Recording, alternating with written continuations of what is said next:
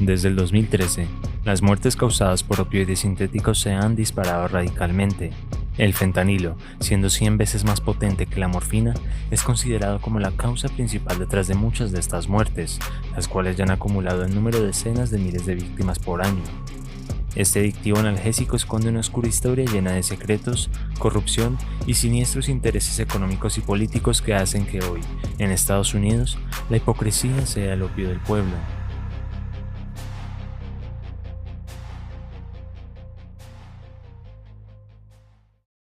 Para entender el porqué de la crisis del fentanilo, es necesario conocer los orígenes de la epidemia de opioides que hoy en día están arrebatando tantas vidas en los Estados Unidos.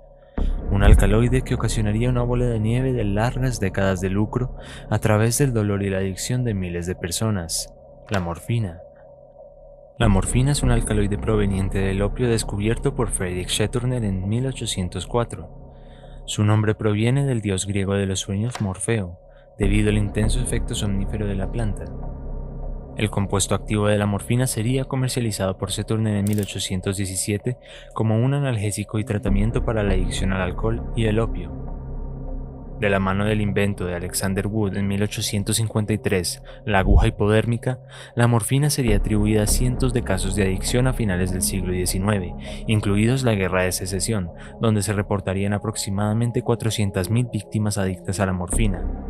Esta adicción pronto sería conocida como la enfermedad del soldado, y años antes, entre 1845 y 1849, el padre de la ginecología, J. Marion Sims, experimentaría sobre esclavos negros, en su mayoría mujeres, un sinfín de cirugías sin anestesia, debido a que esta práctica no era considerada como un método seguro y efectivo en aquella época.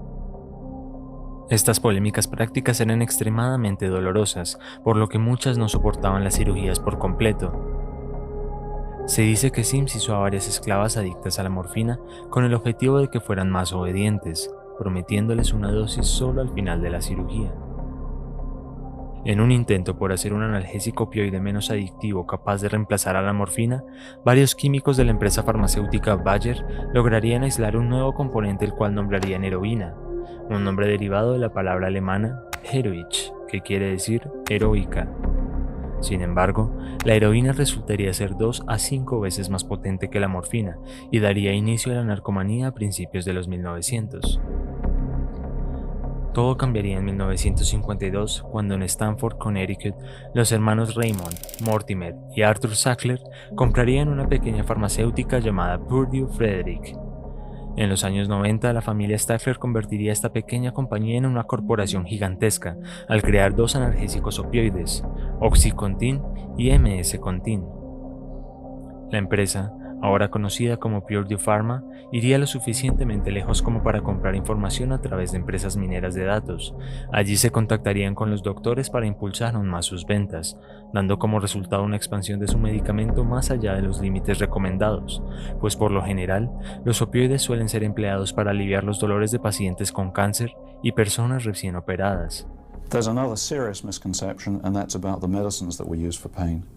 There's no question that our best, strongest pain medicines are the opioids, but these are the same drugs that have a reputation for causing addiction and other terrible things.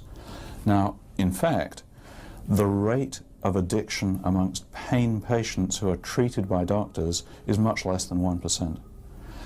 They don't wear out, they go on working, they do not have serious medical side effects, and so these drugs, which I repeat are our best, strongest pain medications, should be used much more than they are for patients in pain.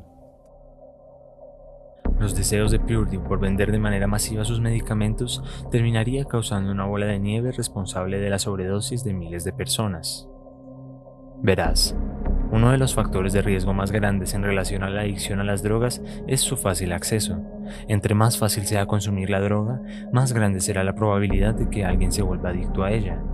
Una prueba de ello fue la prohibición de la producción, importación y venta de alcohol en los Estados Unidos, una medida tomada entre 1920 y 1933 que reduciría significativamente la adicción y los problemas de hígado en todo el país.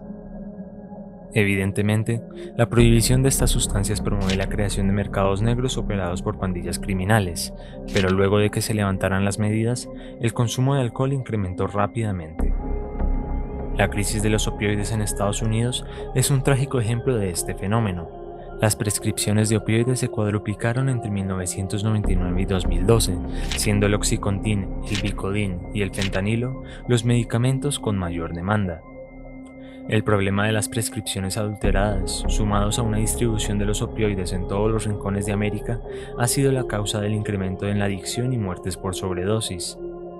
El porqué del aumento de las prescripciones de opioides se explica de manera sencilla, desde la medicación de pacientes que dicen sentir mucho dolor hasta doctores que recetan de manera indiscriminada dichos medicamentos.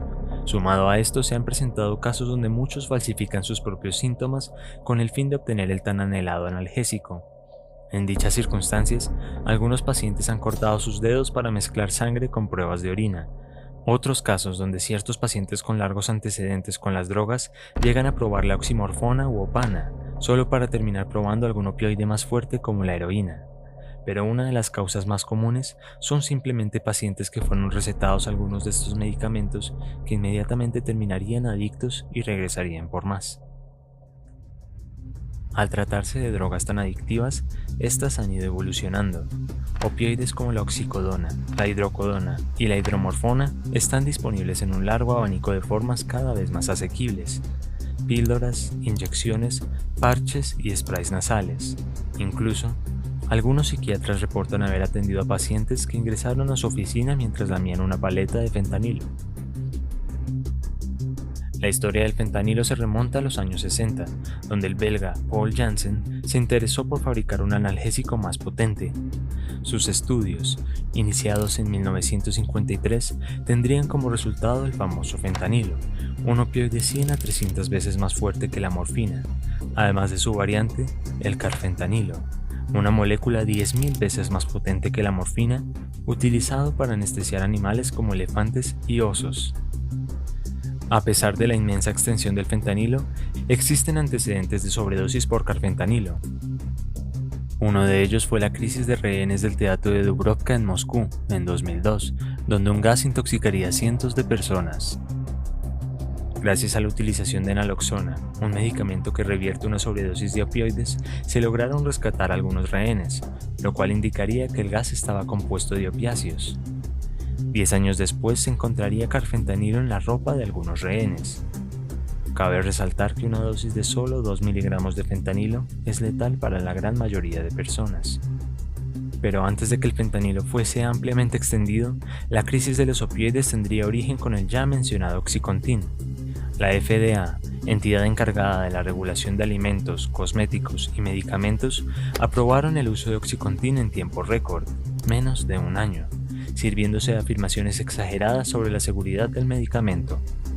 El responsable de esto fue Curtis Wright, quien, luego de aprobar el Oxycontin, abandonaría la FDA para trabajar un año después con Purdue Pharma, con un salario 3 veces mayor.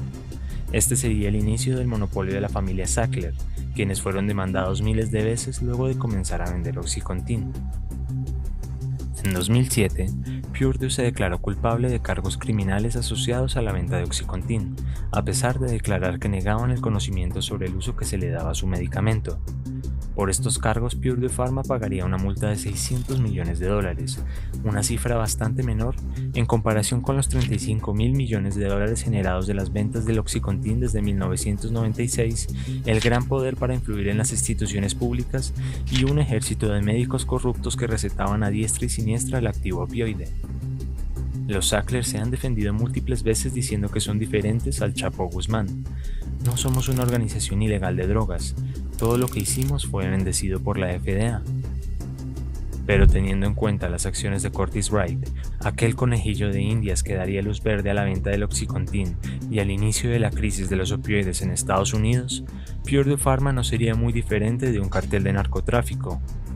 Bueno, de hecho sí es diferente en ciertos aspectos. Su producto se vendía en farmacias y no en las calles. El prospecto aprobado por la FDA decía lo siguiente: se cree que la absorción dilatada que proporcionan los comprimidos del Oxycontin reduce la propensión a un posible abuso. Wright negó haber escrito dicha frase, pero lo cierto es que algunos testigos dirían que sería él quien la defendería frente a los compañeros de trabajo que la cuestionaban enormemente.